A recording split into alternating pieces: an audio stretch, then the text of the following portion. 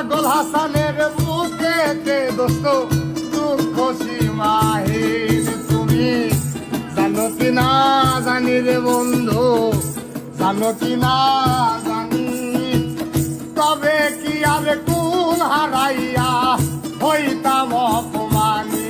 তুমি জানো কি না জানো রে বন্ধু, জানো কি না জানি, তবে কি আর কুল হারাইয়া